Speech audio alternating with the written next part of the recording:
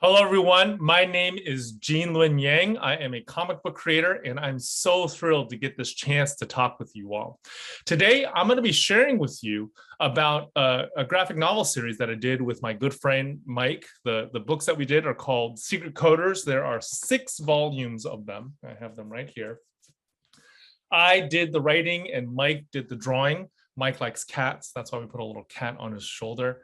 Mike is a very, very talented artist. He also did the Wings of Fire series. So if you've read any of those books, you've read some of his work.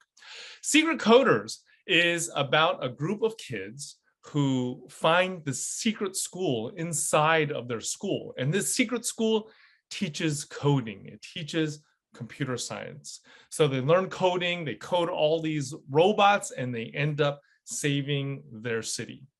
We hope, Mike and I hope, that when you read Secret Coders, you not only enjoy a story, but you also learn the foundations of computer science. We talk about all sorts of different topics. Here's one of them. Computers are something that we use every day, but they're also very different from us. So most of us, we speak English or some other human language. Computers do not. Deep down inside, computers speak a language called binary. And this binary language is made up of only 2 different values. It's made up of zeros and ones. So everything that a computer does, all the colors that you see on the screen, all the words that show up in your word processor, even the characters that you use when you're playing a video game, all of that stuff deep down inside is stored as ones and zeros. Ones and zeros, this language of binary, is something that you all can learn to read.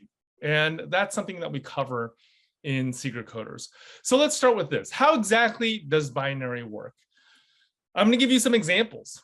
Let's start with this one right here, 1000. This, to most normal human beings, means 1,000.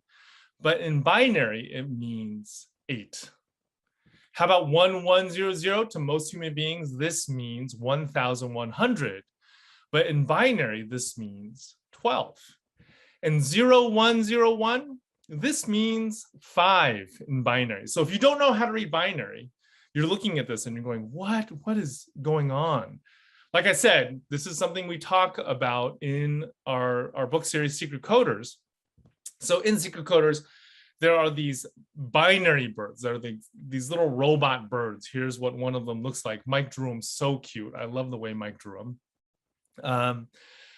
But in this one scene, a binary bird sees a 7 on Hopper's ear. Hopper is our main character, and she loves basketball. And throughout the course of the book, she also learns that she loves coding.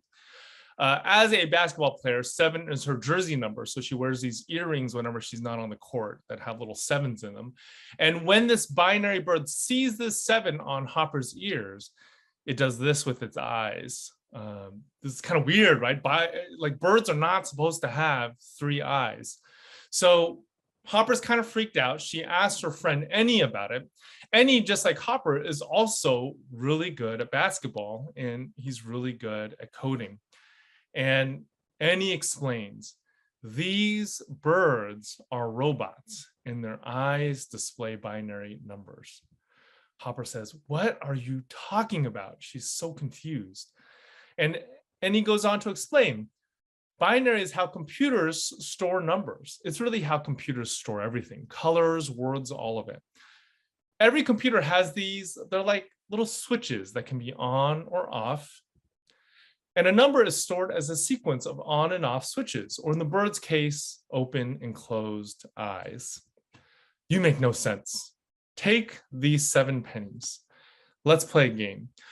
So this game that Hopper and Annie play in their schoolyard, and the story is a game that I want to play with you all right now. So pay attention. I'm going to explain to you all of the rules. Actually, Annie is going to explain to you all of the rules.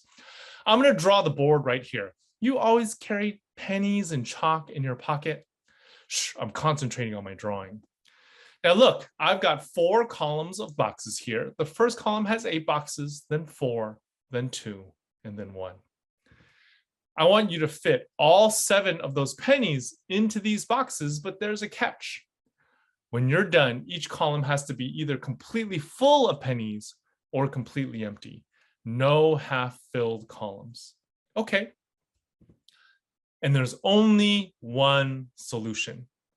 So this game that Annie and Hopper play, let's also do. I'm going to change my screen share to show you this. This right here is a worksheet that I printed out from secret-coders.com, which is the website that goes along with the book series.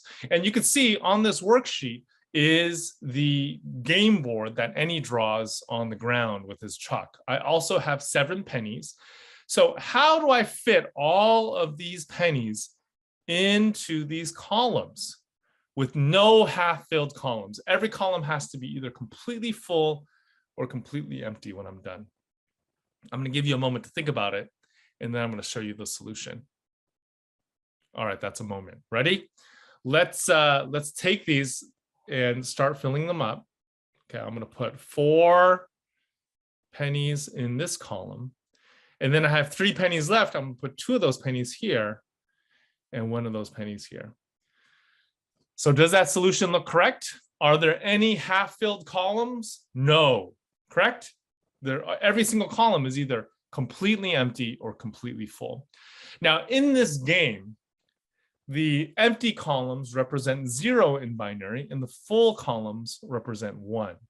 So that means because there are 7 pennies here, 7 in binary is 0, 1, 1, 1. You get it? 7 is 0, 1, 1, 1. Okay, let me switch back to our presentation.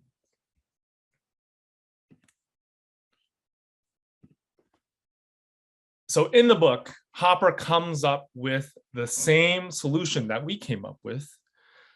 She has 1 empty column and 3 full columns. And that's when she realizes that 7 and empty, full, full, full, or off, on, or in the case of the bird's eyes, closed, open, open, open, all mean the same thing. So that bird really was displaying 7 in binary with its eyes. This is just one example of the topics that we cover in Secret Coders. I hope you will check it out.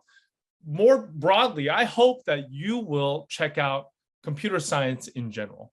You all use computers every day. Computers are such an important part of our world. I would argue that learning computer science isn't just about learning how to type on a computer, you know? Learning computer science is about learning how to think in a certain way. It's about learning how to think in sequence. It's about learning how to think so that you can take really complex stuff and break it up into smaller, more sequential, more easy to understand pieces. When you learn computer science, you will learn how to do anything better. If you want to be a librarian in the future, if you want to be a business person, if you want to be a doctor, or if you want to be a computer science, any of those things, if you learn how to think like a computer scientist, you'll be a little bit better. Once again, thank you so much for sharing this time with me. I have really enjoyed it. Go out and learn how to program. Go out and read more books.